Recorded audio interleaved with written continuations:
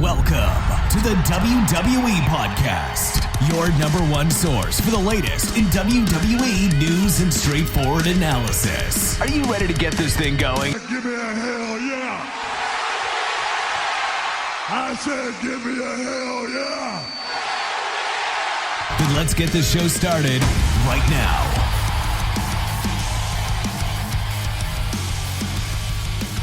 Well, guys, it's that time to hear from you. Enough of me. It's time to hear from you guys.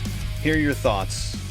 Listen to you guys and read your emails. So it is that mailbag portion of the show. And I'm excited to hear what you guys have to say post-Rumble. Obviously, last week was a much bigger, longer show. And this tonight should be shorter, but we'll find out. Thank you again for joining me, and let's get to it. Let's not waste any time because this is about your questions and your concerns or your rants or whatever. Okay, the first one is an email that we got from Lewis Connor. And by the way, guys, email us at realwwepodcast@gmail.com if you want to get your email on the show, and I'll answer it. Okay, so Lewis says, "Hi, Matt, it's Lewis from Glasgow. Hope you are well. Just sharing some of my views this week. I really wanted Seth Rollins to return as the Kingslayer or something. I prefer him as a face, but you never know. He might get better as a heel now that he's finished with that god-awful story with the Mysterios.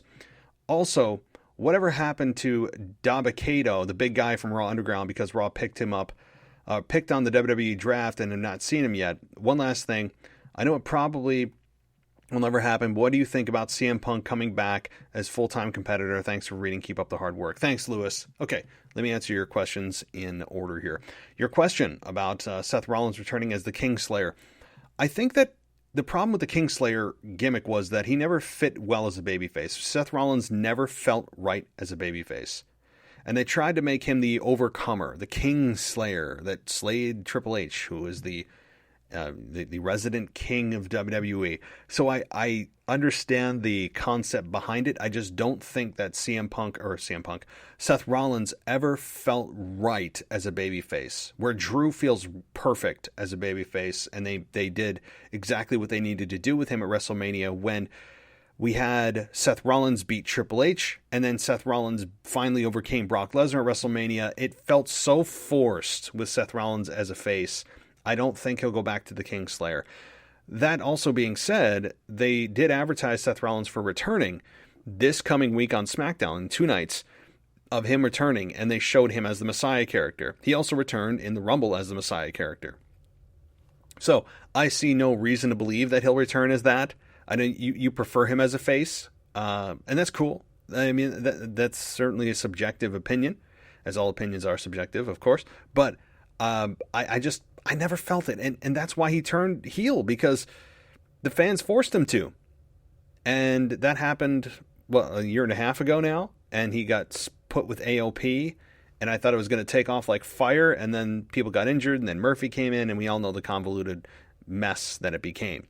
So I honestly think that it's going to be, I know you love him as a babyface in the Kingslayer, but I don't think that's going to happen based on what I've seen and the way they're advertising it too.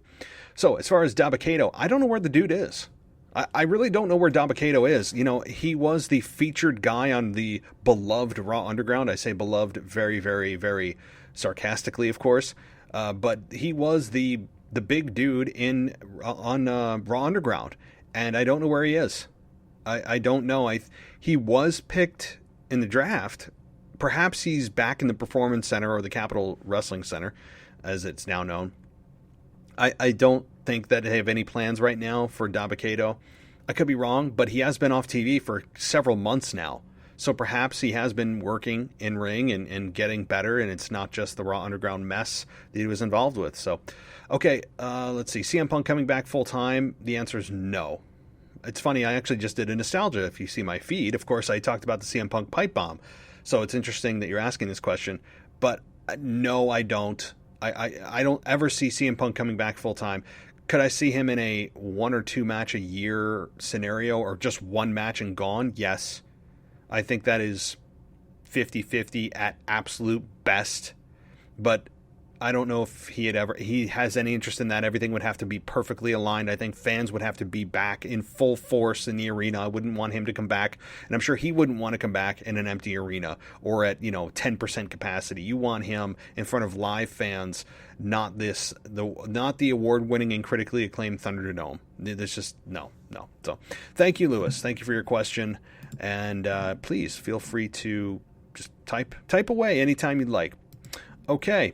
Let's continue on, and this one is from Danny Cool.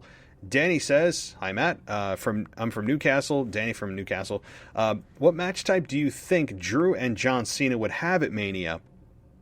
I would love Braun versus Omos if that happens, with Omos getting involved in matches now. They're definitely setting up for them two in a fight, especially after their stare off at the Rumble. Or if not, Omos Strowman versus Bobby Lashley versus John Cena in a triple threat. Also, an uncensored promo between Cena and Drew would be awesome. Love the podcast, and I'll see you at the next mailbag. Keep safe and see you later. Thank you, Danny. Thank you so much. And I appreciate you taking the time. So, let's, again, go in order here. What match would Drew and John Cena have at Mania? Straight up match. If this was to happen, again, this is just my initial thoughts, and I'm sticking to it until I see otherwise, that John Cena and Drew McIntyre would have a straight-up match. No bells and whistles. This would be the opposite of the match that John Cena had, and I say match very loosely, with Bray Wyatt last year, The Fiend. So, it would be a straight-up wrestling match. Who is the better man? Period. It's not a no DQ, no street fights, no, pink slip on a pole, no brawn panties. It would be a straight up wrestling match. Okay. How about that for a visual? Y'all just pictured that one, didn't you? Okay. Braun versus Omos. If that happens. Yeah. Look, Omos seems very limited in the ring. Now, we haven't seen him have an actual match yet, but from even the moves that he's had, he's a big, intimidating presence. I love his presence. He's just, he adds so much to AJ Styles. And AJ Styles being that smarmy little heel that knows he can run his mouth because he's got massive backup. So, I do see Omos versus Braun. I could see Vince looking at that and saying, there's your WrestleMania match. Look at these two. Right? You could see it. I don't think it would be exactly a crowd-pleasing match. I don't see that happening, because look at the limitations of Omos. And Braun Strowman, who is athletic for his size and has gotten into a just really tremendous shape. Tremendous shape for his size. It's credit to him.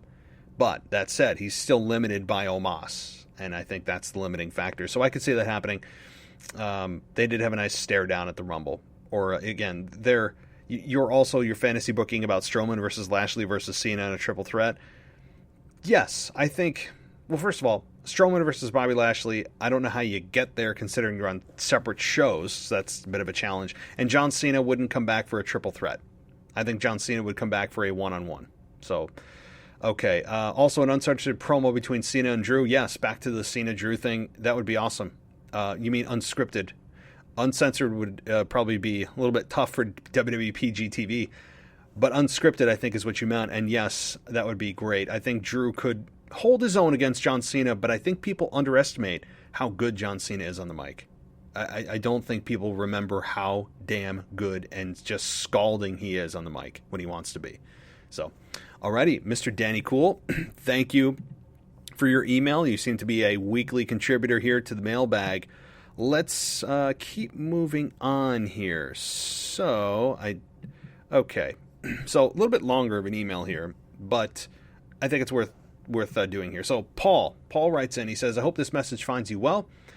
I was delighted to see that you read my email and responded to it in your last mailbag session. It was a great way to start the month of February. Sorry for the length, but as you say, when you start writing or talking about wrestling, there are so many rabbit holes that you can venture into that you forget what your main points are. Yeah, that's so true. Oh gosh, and we'll get to those complaints in a minute too. I saw and heard some voicemails of people complaining, and my reviews on Apple Podcasts of people complaining about us rambling. But okay, You continue to say, so here are some of my thoughts about the 2 Raw shows and 1 SmackDown since the Royal Rumble. By the way, I don't really watch NXT as there are only so many hours in the week. Totally agree. Wish I could dedicate my time to NXT, which is why I have an excellent co-host in Zach Smith who covers NXT. So, exactly. And SmackDown. Michael Ritter, who does an excellent job, covers SmackDown. So, yeah, I totally agree. I'm just so stretched for time. Okay, your first point. You say, I live in Switzerland, but you're from Canada, and have to watch on Hulu, which is fine since I don't think I could handle 3 hours of Raw. Trust me, dude, it's a blessing in disguise. You say, on Tuesdays, I can watch Raw, and it's only an hour and a half, which is the same as SmackDown, but it still doesn't come on until Sunday morning, so I have to avoid any spoilers and can't listen to any wrestling podcast until Sunday evening. Question, why does Hulu air SmackDown not until Sunday? I'm guessing it has something to do with Fox and their contract they have with WWE. So, here's what I'll say, man. I have had it happen both ways with Hulu and SmackDown. I've had an insane, again, I'm here in the States, so perhaps it's different in the States than it is in Switzerland. That said, I've actually seen it both ways.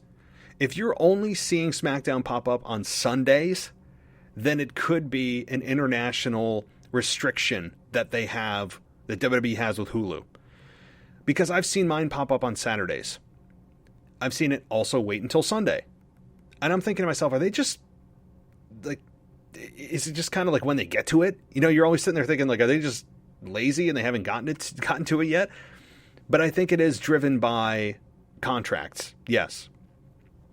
Also, if you've noticed, and this may be only exclusive to the States, but when it comes up on Saturdays, there are ads about every 10 minutes, and those ads are about 3 to 4 minutes long, which is in total about 30 minutes of ads on the Hulu version of SmackDown. This is not Raw, SmackDown. It has to do with Fox here.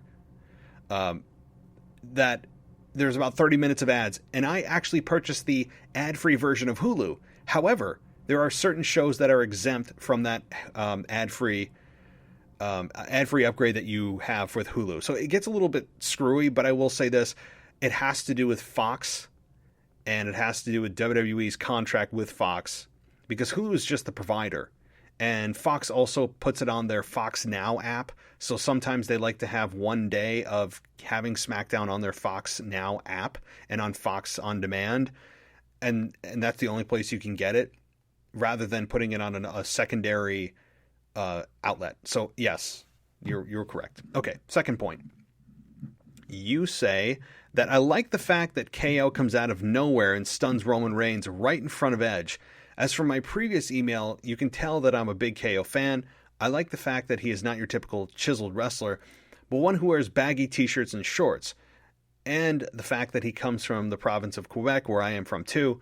I hope in the future that should KO and Roman meet up, that they will have a callback to the botch of not getting the handcuffs off in 10 seconds, more like 50 seconds.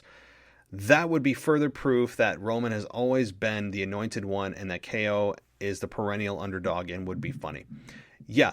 Okay. Well, I will say this. For those that are looking for a fourth KO Roman match, I think you will be sorely disappointed. I really don't know if they'll go back to the well again. I understand what Kevin Owens did on SmackDown, stunning Roman Reigns. You know, so you could make a case that he's going to come back for a fourth. But man, oh man, I don't know if that's a good idea. If they do, that tells me they have nothing for Roman Reigns and nobody. It's kind of like going back to Randy Orton and Drew. You know, it's like, where do you go? It feels like WWE has nowhere to go with anybody else. They're just putting in opponents that they know are tired. The fans are tired of seeing, but they know are a safe bet. You know, so perhaps I just talked myself into a fourth KO match. And when you look at it from the perspective that they don't have much time left to get to a second opponent or another opponent for Roman Reigns for Elimination Chamber, they have almost no time. They have one more show to go. So this, to me, now that I just said I don't think it'll happen, the Elimination Chamber is so close that perhaps it does. You know, perhaps they do go a fourth time into the well for Kevin Owens and Roman Reigns. I mean, I don't hate it, but I know a lot of fans are going to say, are you kidding me? Again, it may happen. Given the short time frame from pay-per-view to pay-per-view, I think it'll happen. So, all right. How about that for a complete reversal of an answer? Okay. Your third point, you say two things about the ending of SmackDown. One, when Roman was chastising Edge to acknowledge him as the head of the table, and that he was the main event was spot on. Roman's two big feuds have been with his cousin Jay and KO. Here he was talking down to a Hall of Famer, trying to impose his will and send a very loud message to everyone. Edge didn't really say anything after Roman's diatribe, but I wish he would have taken Roman down by a notch by using his humor, saying to Roman, "What is your problem? Are you delusional?" And then smirking at him. I know, as you said, that Roman brings the big ratings, but sometimes heels along the way have their own gimmick used against them. KO and Jay have taken Roman seriously, and maybe it would be interesting as Edge and Roman head towards Mania. I think that Edge's choice will be Roman and not Drew. That Edge talks trash, or Edge trash talks Roman's head of the table gimmick and gives it no heed. I could see Edge asking Paul Heyman, "Where's this table he keeps talking about? Do you actually believe that he puts food on the locker room's table? And if that's the case, here's my shopping list." yeah, you could. Or he could talk to Jay and say to him, "I know you still want to kick your cousin's butt. Along the way, I really want to see Edge puncture slowly this facade of who Roman has built himself up to be." That said, it is quite amusing that Edge is talking about never having lost his title and reclaiming it. That was a decade ago. I think the statute of limitations has gone on long enough that the claim has that Edge is trying to capture. Second, where was Jay after Roman was stunned? I know Roman dismissed Heyman and Jay, but KO just casually walked up the aisle and backstage. I don't think Edge will take the title off Roman at Mania. It's just too soon, but I don't think Edge will lose cleanly either. A lot of stuff there. I'll kind of cherry pick some things. First of all, that may be a good idea for Edge to kind of use his humor. I would be careful with humor though in this one, where you don't want the babyface to come off as not taking Roman seriously. So you don't want Edge to look like a fool, but your jokes that you made, I could see working in certain contexts. Maybe WWE's listening. You could actually have Edge take him literally, like, exactly, where's this table, right? I mean, there is something there for sure. But you're right about Roman and Edge not really having any dialogue. Roman went at Edge, but Edge didn't have a chance to retort, which makes you wonder. And I think ultimately, too, it will be Edge versus Roman, where Roman retains the championship. At least I would want him to. I don't want Edge. It's hard. I'm saying this 2 months out. Exactly 2 months from today is WrestleMania Part 1. So it's a really hard case to make if you want Edge to be champion. And I love Edge, but is Roman's heel run worth more? It's a tough discussion. Okay, and your final point that you make. You say, "My vote for the wrestler who is finally getting a push, but I have little faith that will go anywhere, is Cesaro. He's winning fights on SmackDown, and he looks great in doing so. His work on the mic has really improved, and he can be quite humorous at times. I think many fans have always admired his work rate and his ability in the ring. I love the swing. I don't know how he doesn't get dizzy after that. When Sammy was chained up doing his protest, Cesaro asked him in French if he agreed with him, and then quickly said in English, 'No one cares what you think.' A little bit of a funny moment. Cesaro is a credible opponent in terms of strength and ability against Roman, but I don't think he's viewed as a number one contender at this point. He'll need to be more built up. As well, I don't think he would be an opponent for Drew either. So where does that supposed push put him? I think now that Big E is the Intercontinental Champion and he has Sammy and Apollo Crews chasing him, that they could put Cesaro into the mix along with Baron Corbin, Daniel Bryan, and Shinsuke. These competitors could all be used to make Big E go over and have him face Roman in the future, because eventually Roman will have to lose to somebody. And if it can't be KO, then Cesaro would be great, though I don't think it'll happen. Big E does seem like a natural choice, and then 2/3 of the New Day would have been world champions. Big E will have to stay babyface, though I think they are bringing out a mean streak in him that is welcomed. So what do you think? Do you think Big E will eventually challenge Roman? this is tough because there's a lot of assumptions here that Roman would hold the championship long enough for Big E to challenge him. So you're also assuming that it's probably going to be past WrestleMania that Roman holds the belt. And maybe Big E loses the IC championship at WrestleMania. I don't think Big E would challenge Roman Reigns prior to WrestleMania or at WrestleMania. I don't think Big E is ready. He's still got his goofiness. He's still New Day.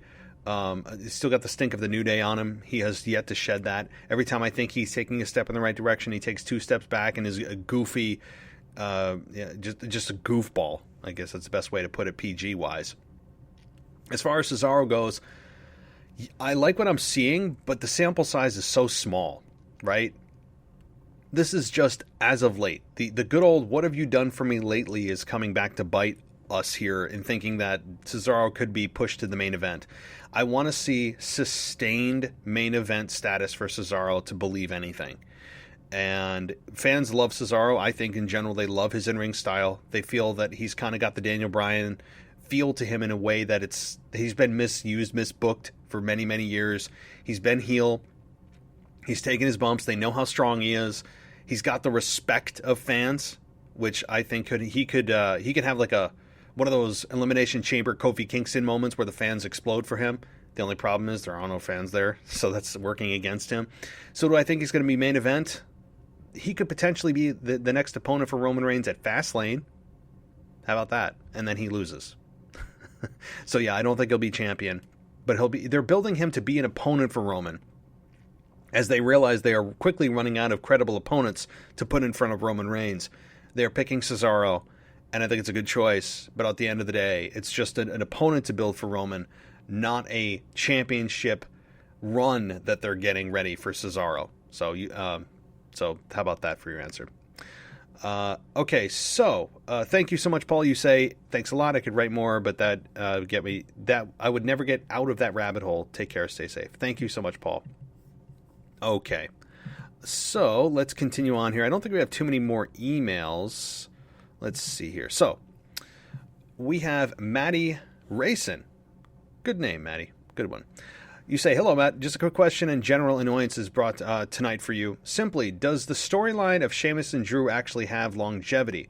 Or are they going to be future feuds with others? That's my question, because personally I don't think it does. I'd sooner like to see Cedric and Shelton turn against each other than Drew and Sheamus. Okay. So, Maddie from the UK. I think it has longevity in the eyes of WWE management to get Drew to WrestleMania. And I know that there are people out there. I had my co-host on, Mary Grader, on Sunday talking about this exact question of, do you think Sheamus is going to be Drew's opponent at WrestleMania? And I was against it. She thought it could happen. I'm against it for the fact of exactly what you're asking me. Longevity. I don't think it has longevity. I think fans are going to become very impatient, and they're not going to want to see a match that has been building or maybe has happened already. How can Drew and Sheamus get to WrestleMania without actually having a match before then? They're going to be punching each other, kicking each other from now until WrestleMania, and the fans are suddenly supposed to care about the match in 10 weeks? The answer is no. I don't think it has longevity to WrestleMania. I think it has longevity through Fastlane, and we end it there. And then we find out Drew's true opponent after the Monday Night Raw after Fastlane. That's what I think. As far as Cedric and Shelton turning on each other, I don't want that to happen at all, because I love the Hurt Business. They're just getting going. I don't need them turning on each other. I don't even know why they're teasing it. With two heels, they haven't really gotten, things really, really rocketing yet. Why are we even teasing this, and why are fans supposed to care about two heels right now?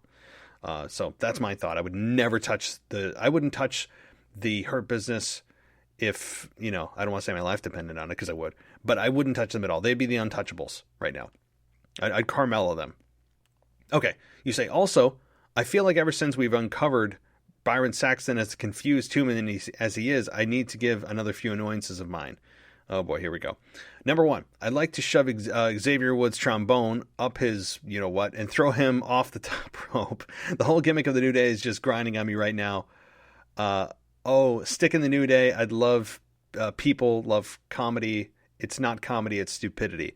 So here's what I'll say about doing that to Byron Saxton. Byron Saxton, at first, I really, really, really despised on commentary. I destroyed him on this podcast when he first started on commentary, and, maybe a little bit unfairly. And I think he's improved, but the thing is, he acts so confused all the time. And yet, he's living in this world of WWE, and he's constantly confused and surprised by things. I agree. Yeah, he's and when Austin stunned him on the very first Raw of the pandemic era, I enjoyed it. I'm just sad it wasn't in front of actual fans to cheer for that. I really was happy that Byron Saxton got a stunner. If you don't know, if you haven't seen it, it's weird because there's no fans, but it's worth seeing. So your second point, Ric Flair needs to blank off. I'll censor you, in real time here. He's ruining what memories I had of him being amazing as a child, and that's your point. So, yeah, he's hanging on a little too long. It's not like he's wrestling, but he doesn't need to be on TV, and he doesn't. I've been over this many times too. He doesn't need to be involved in Charlotte Flair. I don't care what they're trying to position Rick as, even if if the intentions are right to help elevate Charlotte. I think it's still having the opposite effect, because it's still overshadowing Charlotte, where she has done amazing leaps and bounds of strides and getting away from Rick and being, just Ric Flair's daughter. She has done an amazing job, and then they bring Rick back, and it's like, oh, right? He doesn't need to be involved at 70-some years old. Okay, you say one final point. With The Miz being in the Elimination Chamber, I hope they're going to try and turn him into something serious. I'm sick of him being a comedy heel who always loses, makes him look like filler. I want to see a proper, serious heel in him, or just get rid of it. Yeah, love everything you do, Maddie from the UK. Oh gosh, okay. Those of you that are thinking I'm going to go on a Miz rant, I'm not. I'm not in the mood for a Miz and Morrison rant, because I think I've Miz and Morrison ranted myself out. So, do I think Miz could be an excellent, serious heel? I don't know if excellent's the word. I would say serviceable, consistent, serious heel. We've seen glimmers of it. Remember the Talking Smack, probably the most relevant promo Miz has ever cut, and it wasn't even scripted. Imagine that. And when he was feuding with Daniel Bryan, when he was a little bit more serious, yes. But Miz and Morrison together are poison for TV, and not in a good way. So, yeah, I would totally agree. So, thank you, Maddie, for your email. Hope everything is going well over there in the UK. Okay, let's see here. One last email, and this is all the way from, I believe, is it the Philippines? Yeah. This is Meeks here from Philippines. Hope you're doing well. He says, I've been listening to your podcast and enjoyed it since. I would like to ask for your opinion about factions in WWE. Do you think there will be another Evolution or the Shield in the current WWE roster? I have high hopes for Seth's faction before Murphy and AOP, but it ended so fast. I would like to hear your opinion if you would create a heel team with the current roster. And then you come up with your example that you have of Roman Reigns or Rollins being the leader. You have a veteran Edge as a heel. Ooh. The third member would be Baron Corbin. The fourth would be Sami Zayn or Murphy. What do you think of my team? I think it's a very interesting team. I would agree that, do I think there'll be another Evolution or Shield? No. And what I mean by that is I don't want some group to remind me of another group, because then you're always comparing them to the original. And what's always better? The original. So when people say, oh, it's the next Shawn Michaels, like Dolph Ziggler's the next Shawn Michaels, right? Or you compare someone to somebody else, I don't want them to be version 2.0 of anything, because it'll always be overshadowed by the original. So, but I know what you mean. You mean to the level of the Evolution or the Shield. Do I think that that's possible? Yes, I do. It's not easily attainable, but I think it's possible. I think Seth was on the road to it until AOP got constantly injured, and Murphy was in and out, and then just left, and then Seth had nobody left, and he was a messiah with no disciples, and it was bizarre.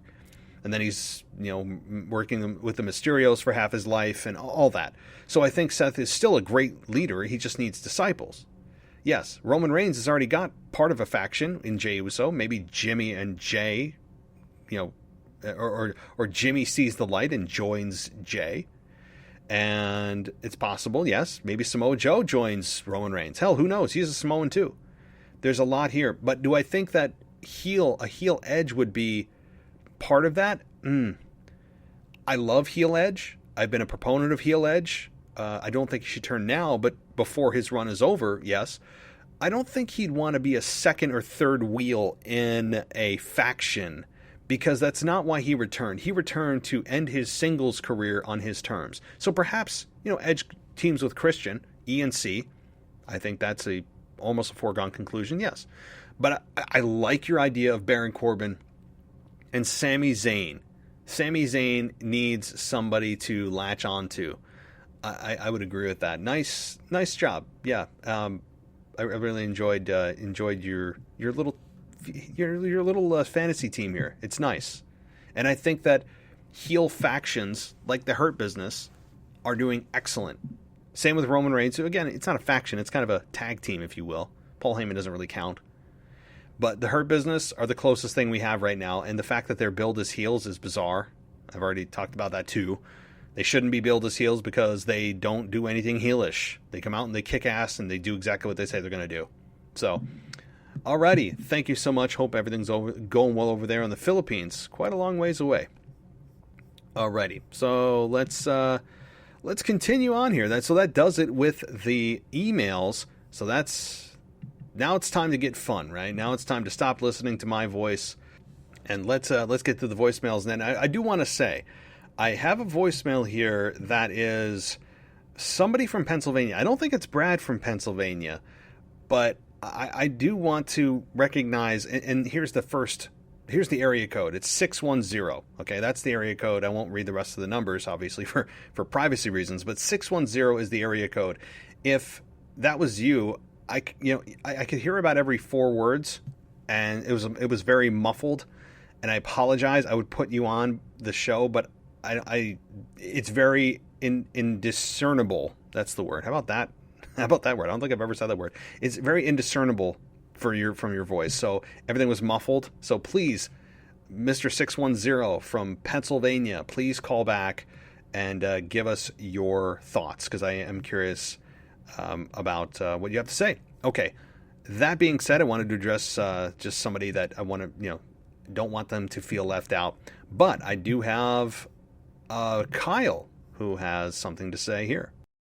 Hey, Matt, it's Kyle from New York again. And, so, we saw Shane McMahon return on Raw. That was unexpected. I know most people probably are going to be like, he's just back to make an announcement for the WWE Championship Elimination Chamber match. But he's a McMahon. I don't know why. I feel like something's going on. Like, they wouldn't just bring Shane McMahon back for an episode, just because he's a McMahon. That's what I'm trying to say. So that means I feel like he's not going to be back just for this episode, just to make an announcement. Like, I feel like there's something that's going to happen. Like, he's going to be here more often. I don't know. It could just be me. It could just come back as a one-time thing, just for a special little appearance. But what a coincidence! He returns on an episode with WrestleMania right around the corner. And when WrestleMania happens, you get all the part-timers, legends return, and WrestleMania is right around the corner. So that makes me think, maybe if we're back because they're planning something for him. I'm thinking one of two things. One, like you noticed, when you say to Adam Pearce, like, hey, you do a great job around here and stuff. I know this is me, but he's not really sarcastic. What if, I hope this doesn't happen, this is me linger, what if he fights Adam Pearce at WrestleMania and the winner becomes WWE official? Or general manager, maybe, bring that back. I hope it doesn't happen. My second thing I'm thinking, which also I really don't want to see, what if he wants to come back and challenge Drew McIntyre for the WWE Championship at WrestleMania? Like, what if it's not Sheamus? Wow. But originally what I was thinking was, if you saw Raw, you already saw the announcement, elimination match, Bruce defending in the chamber. Maybe in the chamber, him and Sheamus were originally I thought they were going to be the last two. The Sheamus would be like, I want a one-on-one match. Then they were going to have a one-on-one match either at Fastlane or WrestleMania. So my prediction is, Drew's either going to defend against Sheamus at Mania, but if he defends against Sheamus at Fastlane, maybe Shane at Mania, which I hope doesn't happen. Anyway, let me know what your thoughts are. Let me know what you think. You think Shane McMahon is just here for a ratings boost? Or you think he's actually here for something? If it's so close to WrestleMania, right around the corner. Anyway, that's all I got. And, yeah, thanks and bye. Kyle, you bring up a good point here, and one that I touched on briefly on my Raw review show was the fact that they brought Shane in for literally no reason. That's exactly what I said. I said there was 0 point to bringing in Shane McMahon for it. And one of the most scripted segments you'll ever see from Shane McMahon, with Adam Pearce bringing out Shane to make an announcement that, I mean, they could have literally made on Twitter. It was a silly announcement to make only because, or at least in a way that makes it feel like it's so original. I understand they need to announce the main event. I mean, certainly that's something they should do on air. But it was, number one, it's super predictable. There was no point in bringing Shane out to do that. Anybody could have done that. Like, literally anybody could have done that. But that being said, I did say that there might be something to this. And so I'm agreeing with you, Kyle, that there is probably something to this. But I could also see them going, wait, oh, Shane's back. And people going, wait, Shane's back? Why? Let's check Raw. And then he's not there next week. I could see that happening too. They just did it for a quick pop, and, you know, Shane's gone. And again, we're all supposed to forget that Kevin Owens got him fired, and somehow he got his job back. But we all forget that. So I think you're right, but you hurt my soul when you say it's Shane McMahon versus Drew McIntyre at WrestleMania for the WWE Championship. Don't hurt me like that, man. Come on, you love you're a longtime listener. You've been calling in since the beginning. Don't hurt me like that. Why you got to be like that? Oh, man. I have no interest in seeing that. I think that would be a massive disservice to the WWE Championship itself. I don't need Shane being involved in a match. If he wants to officiate, fine, I guess. But I don't need Shane McMahon challenging for any championships at all, or in a grudge match or anything like that. You know, and it's not, I'm a Shane hater. I love Shane McMahon. I think he's one of the more fun McMahons to watch on TV, but I do not enjoy him right now at this stage of the game when it should be about the younger talent. That after everything Drew's been through, that Shane is his opponent at WrestleMania. Oh, and I'm not saying you're definitely wrong. I hope you're wrong, but you could be right. I mean, I could see Vince thinking that, you know, every time they bring McMahon's on TV, it spikes the ratings, and it does. And they're thinking, oh, what about Shane versus Drew? We could get Shane really hot as a heel. All right. Well, I need to stop this dead in its tracks before it starts to gain any momentum in anybody's brains. Okay. Thank you, Kyle. As always, please feel free to call back, and we'll talk to you next week. Hey, it's Kyle from Baltimore, Maryland. I got 2 questions for you. One is, what was with that, why did Carmella interfere that promo between Sasha and Bianca last night? I thought it was really stupid. She had no business being part of that promo about Sasha and Bianca. She was what Bianca thought Carmella was. That was just a weird and bizarre thing. I didn't get that at all. Secondly, it's about Roman Reigns' opponent or WrestleMania. It's going to be Edge, and that'd be great. But what is Drew McIntyre going to be doing at WrestleMania for the WWE Championship if it's going to be Edge and Roman Reigns at WrestleMania? That was it. Thanks for the call. Bye. The other Kyle from Baltimore, Maryland. How you doing, man? So, as far as what Carmella did, I think she's trying to keep herself relevant. At least WWE management is. And you can't go straight to the WrestleMania main event because you have to remember, we have 2 months. 2 months to go until WrestleMania. So you got to have some pit stops. You can't go right there. I mean, you're not going to be able to build a single program and ignore everything else for the next 8 to 10 weeks. It's not going to happen. So that said, Carmella's there to, probably stick her nose in the next couple of pay-per-views, Elimination Chamber and Fastlane, and, threaten the championship. But ultimately, Sasha is going to retain it until WrestleMania, which maybe she drops it at that point to Bianca, which I think she will. I think there's a very, very strong chance Bianca Belair, with all of her momentum, I just said a corporate buzzword, goes into WrestleMania with all of that momentum and wins the championship. I think there's a very, very high likelihood of that. I think that's probably where Sasha drops it. So yeah, Carmella is just there to kind of keep things interesting. As we all know what the main event's probably going to be for the women, you got to have a little bit more spice the next couple months, even if she's not a true contender or threat. So Roman Reigns, yeah. So I've already talked about this a couple of times. If you heard my shows, maybe you already know the answer. Edge is likely going to challenge Roman Reigns. Likely, not 100%. We'll get the final answer after the pay-per-view of Elimination Chamber. But also, again, John Cena versus Drew McIntyre is a strong possibility. People have been talking about Drew McIntyre versus Sheamus, but I think John Cena is, and I've been throwing this out there as like a long shot. I really, outside of John Cena, who's not even on the roster right now actively, maybe it's Brock Lesnar coming back. Maybe Brock Lesnar wants revenge from last year. It's very possible there, but then the thing is, Brock doesn't have a mouthpiece. So where do you put Brock with no Paul Heyman? Does he dual manage? Maybe. So I think there's a few possibilities. Sheamus, Brock, John Cena. Those seem to be the three that I am looking at right now for Drew. Okay, thank you, Kyle, and let's keep rolling on. Hey there, this is Randy Cresswell. I'm out of Memphis, Tennessee. First-time caller, leaving a message, or actually a question. And the question I have is this. Now that Carlito is in WWE reportedly for the next 3 weeks on a trial run, it's now being reported that he is trying to push for his friend Chris Masters to also come back in and go under a similar trial run.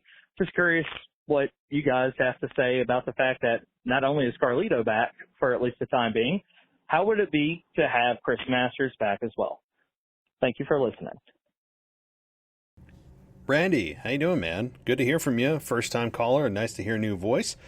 So as far as Carlito back and on trial run, yeah, I mean, it's okay that he's back. I guess it's cool, pun intended, that he's back. I don't think that he's on a particularly, championship-driven path right now. It's kind of a touch-and-go situation, much like MVP was earlier in the year, and he exploded into a massive asset to Raw, arguably the MVP of Raw. Boy, I'm full of puns today. I really don't mean to be corny. It's just kind of coming to my mind. But as far as Chris Masters goes, I have no problem with Chris Masters coming back. I just don't want it to become a ruthless aggression retro show. Chris Masters, I think, had a lot going for him in WWE. Obviously, he had some issues with performance-enhancing drugs. And the only thing you remember from Chris Masters, honestly, the only thing I remember, which doesn't mean everything that you guys remember, but it's the Master Lock, which is Bobby Lashley's Hurt Lock. It's the exact same. It's a full Nelson is all it is. It's a full Nelson. And they just slap different names on it. So could I see a very interesting program between Chris Masters and Chris Masters and Bobby Lashley? Hell yeah, because they have similar finishers.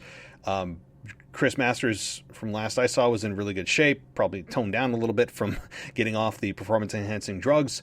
But I could see that happening. I haven't heard confirmed yay or nay that he's, WWE's interested in him. Just because Carlito is pushing for it obviously doesn't mean that WWE is going to go with it. Carlito is just back himself. So it depends on what pull Carlito has with, management and or people that are, in with management. It's all about having friends in high places, my friend, and I don't know where his allies lie in WWE to get that pull to try to bring Masters in, at least for a trial run. I wouldn't mind it. I'm interested to see where Chris Masters would land and if he could get into a program with Bobby Lashley, just simply for the fact of similar finishers, Master Lock versus Hurt Lock. That'd be cool. Yeah, I wouldn't mind that. Thanks so much, Randy, and please feel free to call back. Okay. Let's move on, guys. Let's get to the next one here. Hey, Mac, the casual wrestling fan here. Hey, I just want to go over a couple points with you from this week. First, I want to start off with the Raw Review Show. Man, I don't know if you noticed, but you spent 15 to 20 minutes talking about stuff you hate to hear, like momentum and etc. And how many times they say welcome to Raw. Now, I'm just saying, you do the same thing with your show. I hear welcome, especially when you have a guest host, and I hear it at least 2 times, if not 3 times. So you do it yourself. So I just think it's just a common practice. Which brings me to my next point. I feel like you, that kind of got you when they said welcome to Raw and momentum and all that. As a casual wrestling fan, that doesn't bother me at all. Like I overlook it. It's not. Welcome to Raw. Woohoo! So I think it. A lot of these debates and stuff that's had on the voicemail bag show, it's about, people seeing wrestling from different perspectives, like about heel heat between me and you. You feel how you feel because of a diehard wrestling fan who watches it, who analyzes. I'm looking at it from a casual wrestling fan. You know, the product. And I do critique, but I'm normally more critiquey of promos. That's when I get, you draw me in or you don't. You know what I mean? So I'm with you on that. Speaking of, next point, I know this is probably an unpopular opinion, but Edge, he's not doing it for me. He looks bad. I'm just going to say it. I know I'm going to get backlash about this, and I'm sorry. He looks like a junkie. I mean, he does not look good to me, and this is, once again, casual wrestling fan, and I regret him winning it. With that being said, the other caller, he said that, Kyle, he said that he's bored with Drew McIntyre, and I agree. Drew McIntyre is boring. He is boring me. I pray that they let him drop the belt in Elimination Chamber. Because honestly, I don't want Edge to take the belt from Roman. And they set it up like Edge is going to win the match at WrestleMania. So I don't want him to pick Roman and take the belt off Roman. I would prefer Drew lose the Elimination Chamber. Who cares who gets it? If it's AJ Styles, if it's The Miz, Edge takes it from them, who nobody really cares about, and keeps it pushing. I don't want to see Edge take the belt from Roman Reigns. That don't impress me. Also, I think they're giving Lacey Evans a push. I think she's going to get the Ric Flair rub. She's going to get the push of a century. And I think she'll beat Oscar. I think we're going to have some finals. And I hate what they're doing with Bobby Lashley with the triple threat. Because I think they put Riddle in the match so Riddle can take the fall. And I think they're going to give it to Keith Lee. And I hope that doesn't happen. Because that slam from Bobby Lashley is incredible. He destroyed both of them. But I'm pretty sure I got my 3 minutes. I hope you guys have a great rest of your day. And talk to you later. Hey, Mr. Casual Wrestling Fan, how about that for some healthy, constructive criticism from Mr. Casual Wrestling Fan, who always just tells you like it is, doesn't he? It's great. I mean, honestly, I do want to address this because I'm glad you brought it up. And it's for whatever reason, over the last week, I don't know, y'all just like conspired. Those of you that have issues with the podcast at times with things that we say or ramble on about, for whatever reason, y'all just had like a meeting on Zoom and said, let's just let them know what we think. And it's fine. I mean, it just kind of comes with the territory when you have a podcast. That actually, as somebody said in one of our review, we talk too much. We had somebody talk about how, you guys need to get to the point. And, obviously you're bringing up the fact that I opened the show talking 15, 20 minutes about some of the issues I have from a production standpoint with WWE of everyone always having to welcome us to Monday Night Raw. Like, it's such a small thing to a casual fan, and no pun intended. It's a casual overlook from fans that are not in don't have the analyzing lens on, and they just look at it as, let's just watch Raw and chill out. I look at Raw and I want to enjoy it, but when I see things that are just so small that add up over time, I call it out. I mean, I understand that we do ramble on at times, and we talk about things in circles, and that happens when you talk about wrestling, though. I understand that we could expedite things a little bit more, and we could just get to the point and stop rambling about things that have nothing to do with the topic that is at hand. But it's not going to be completely unavoidable because it's wrestling. When you get into wrestling, man, you go into a different world and you just go down rabbit holes that you didn't anticipate going down, and sometimes you talk and repeat yourself, but it's out of passion. It's out of love for the product that you want to see it get better. And when you see things that are just so stupid, that when you're through the analyzing lens, again, not just a chill out, watch Raw and have a beer type of lens, it changes how you look at the product. I think it's a good point you brought up, that when you look at it through the just chill out fan, you're probably going to make, man, why the hell is he talking about this crap for, the first 15 minutes when I just want to hear about Raw? Well, it's because I come at it from a different perspective. I look at Raw, I look at SmackDown, I look at any pay-per-view, I look at the product as a whole, and I want to see it get better. And when production is everything, the production of Raw and SmackDown is everything, because that's how they put the show together and how it's perceived by fans. And when they continually run somebody out there and say the same thing every single week, it's like, well, it wouldn't matter who's out there. The show feels controlled when they do that. It feels like somebody else is running it. I want it to feel out of control. I don't want it feeling very structured at times. I want it to feel just haphazard, not in a bad way, but in a way that anything could happen. And when I know someone is out there and they're going to welcome us to Monday Night Raw, it's such a corporate thing to do. That's the part that bothers me. So I know I'm already talking about it again, but I want to bring that up because I had a few reviews this week that were very similar from different people for whatever reason. People just, again, like they had some meeting I wasn't aware of. And so anyway, thank you for the constructive criticism. I understand. If you're just watching Raw, you're like, I don't want to hear this stuff. Just get to Raw. But you come from a different lens as I do, and I try to blend those lenses together. And sometimes we get out of control with our nitpicks. We do. I mean, I'll be the first to admit, we get out of control with our nitpicks, and you hear things multiple times from multiple people, and we say the same thing 6 different ways. So I agree, and I appreciate the honest feedback. See, you guys think I'd like take something like that and not put it on the show? I did. I want you guys to hear this, and I understand, and I hear your concerns, and I want to make this show better. Okay, as far as the wrestling stuff goes, Mr. Casual Wrestling Fan, interesting that you call Edge a junkie. It made me laugh. I understand, from a aesthetic standpoint, why you would look at Edge and think that. As far as his face, how he would look. However, this guy has gotten himself into better shape than he was when he was in active competition on a full-time schedule in the mid to late 2000s. He's in better shape now than he was then. The only difference is he's got a little more gray hair, a little more wrinkles, and he just looks older. I mean, that's all it is. I would argue, in some ways, he's better in the ring. And I know that, I think it's unpopular among most fans about the fact that your Edge isn't doing it for you. I think also the fact that there's no fans in the arena. How many times have we said that over the last 11 months? It's not helping Edge. I think the fan reaction would help create some more organic interest or at least organic excitement for Edge being back again. But with no fans there and the pumped-in crowd noise, it only brings you so far. It's not Edge's fault. It's not WWE's fault. It's just the circumstances that we're all in. So as far as Edge goes, I understand what you're saying with the being a junkie. I've never heard anybody say that. It made me laugh. But I think he's much, much further than that. I mean, he's the furthest thing from a junkie. But I understand what you're saying.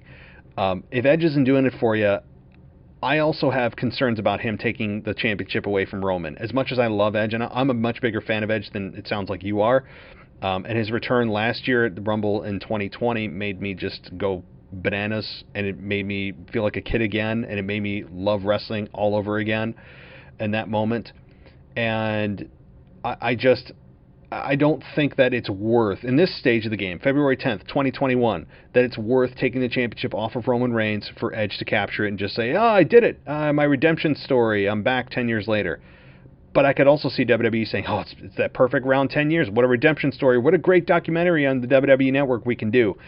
So, if you're going to ask me if it's Edge versus Roman at Mania, which is very likely, I think it's the most likely scenario, not guaranteed, but likely, that they do go ahead and put Edge with the championship because it's such a feel-good story.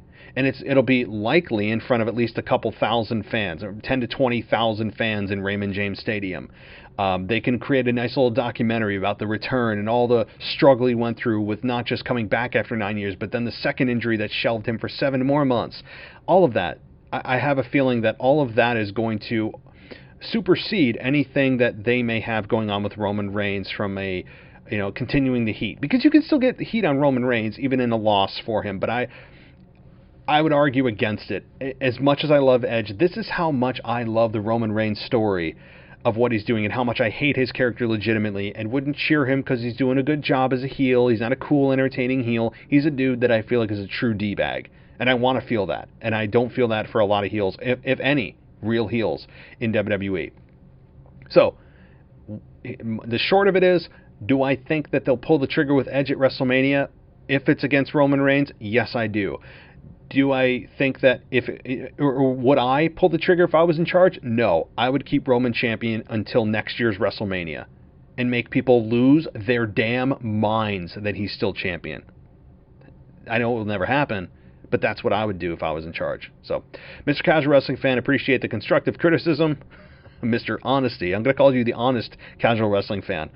And feel, as always, I will be, hopefully, hearing from you next week. Okay, this is our final voicemail, guys. Final voicemail for the evening, and then we're going to wrap things up. So, again, if you want to get your voice on the show, please do so at 518 9520247.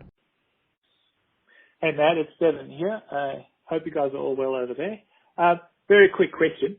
Would you be able to do at some stage, I know you're a very busy man, so I'll be patient, but if you could do a wrestling nostalgia on JBL, I loved him. I don't know why. I just loved his heel character. I remember once, I think he had his neck damaged and that, and he came through with a neck brace on and his hat above his head. I don't know, I always remember that, and turning up in his limousine with the big Texas bull horns on the front. So, if you could one day do a nostalgia on that, I would certainly enjoy it. Thank you. Cheers, bye. Hey, Devin, great way to end the show here, all the way from Australia. Man, we go from the UK to Australia to the Philippines. We're all over the place. It's awesome.